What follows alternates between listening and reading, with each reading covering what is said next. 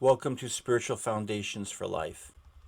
As Christians, we are called to bring light into the dark world. But you know what? Bringing light into the dark world causes three very predictable responses in people's lives.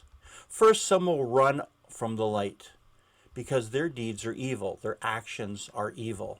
Jesus said in John chapter 3 verse 20, "Everyone who does evil hates the light and will not come into the light for fear that their deeds will be exposed."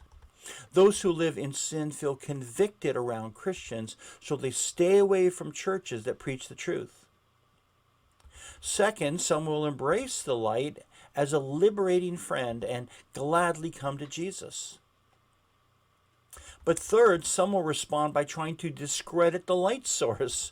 This is why many people, or what many people tried to do to Jesus, and those who let their light shine today will suffer from similar insults and persecution. The writer to Hebrews stated in Hebrews chapter 10, verses 32 and 33, "Remember those earlier days after you had received the light, when you endured in a great conflict full of suffering. Sometimes you were publicly exposed to insult and persecution, and at other times you stood side by side with those who were so treated. With such opposition, how do we run with perseverance the race marked out for us according to Hebrews chapter 12 verse 1? Well, first we consider the example of Jesus, who is the author and perfecter of our faith. No one suffered like Jesus did for the sake of righteousness. He is our model and our inspiration for endurance. Hebrews chapter 10 verse 3 says, "Consider him who endured such opposition from sinners, so that you do not grow weary and lose heart." Second, we should consider the example of the heroes of faith mentioned in Hebrews chapter 11, who are called the great cloud of witnesses who cheer us on to victory. If they could endure ill treatment without having the life of Christ in them, imagine what we can endure if we choose to. We should always keep in mind that the will of God will never lead us where the grace of God cannot sustain us. Third, we are to endure hardship as discipline according to Hebrews chapter 12, verse 7. See, being disciplined by God proves that we are his children because, according to Hebrews chapter 12, verse 6, the Lord disciplines the one he loves. See, if we as imperfect parents are aware of the need to discipline our children, how much more is God aware concerning our need for discipline? We can endure hardship as discipline if we understand there is a purpose behind it. Hebrews chapter 12 verse 11 says, "No discipline seems pleasant at the time, but painful.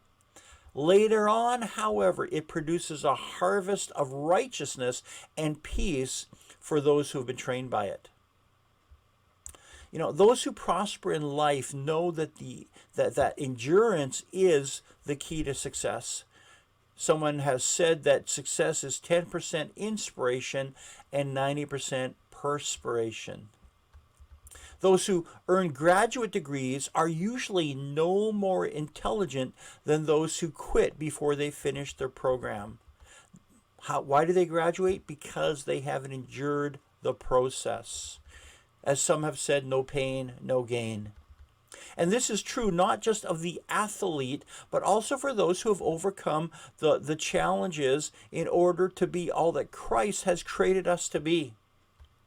We will never fulfill our purpose in life if we choose the path of least resistance, or if we quit before we finish the race. See, too many Christians encounter a little opposition and they drop out saying, "Well, I guess it's just not God's will. It was too hard." But on the contrary, it is God's will that we persevere. Hebrews chapter 10 verse 36 says, "You need to persevere so that when you have done the will of God, you will receive what he has promised." What a promise. Our key point is that to fulfill our purpose in life, we must persevere in Christ even in the face of hardship. Our key verse, 2 Timothy chapter 2, verse 3, you therefore must endure hardship as a good soldier of Jesus Christ. Well, God bless you. See you tomorrow for another episode of Spiritual Foundations for Life.